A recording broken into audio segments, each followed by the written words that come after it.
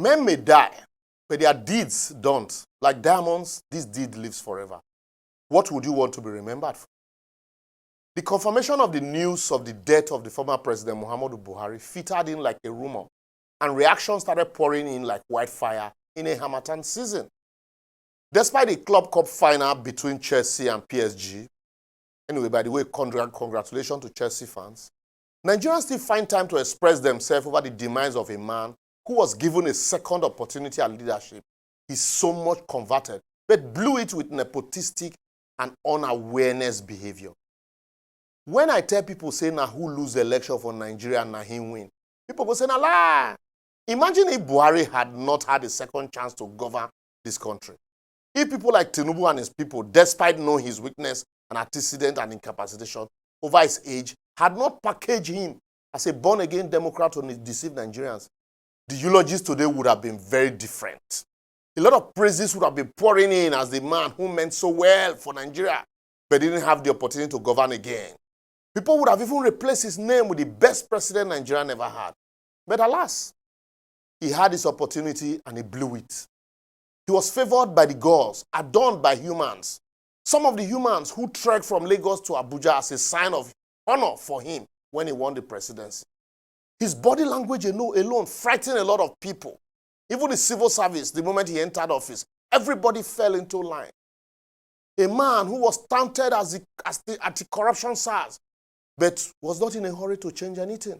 Rather, he adjusted to the corruption he found and saw no evil once he was committed by people around him, as he turned a blind eye to even his friend Ganduje's bribe taking, and everybody around him suddenly realized that the man was unaware and incapable of even doing anything. And so they started grabbing as much as they wanted while he remains mute. He went about his business, changing his life to a youngish, fresh look, and spent 8 years holidaying all over the world and was being treated by the best doctors in UK. And as the country was bleeding from insecurity, he was enjoying the paraphernalia of a president of a poor oil country. And his daughters were flying private jets to even go take pictures of festivals. The transformation was so hard to believe that even people like Mazi Nnamdi Kanu and his group were convinced that the real Buhari had died and the fresh guy who were saying was a clone guy, Jubre from Sudan. You won't blame them. And even in death, Nigerians, a people that hardly speak ill of death, are not in a hurry to forget his bad deeds. A government that slaughtered hundreds of shites, men, women, and children, ordered soldiers of the Nigerian army to open fire on peaceful and defenseless end-SARS protesters waving the Nigerian flag because, according to Buhari, they were coming to remove him from office.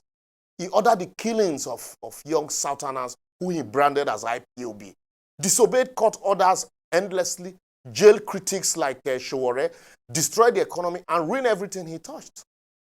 Muhammadu Buhari left a legacy of debts which almost doubled from 18% to 38% of the GDP, and inflation at 22.4%, with 133 million Nigerians in poverty. And despite all of this, some of his people, including some of those in government now, and others who are collating to end bad governance, saw no evil but participated in the evil.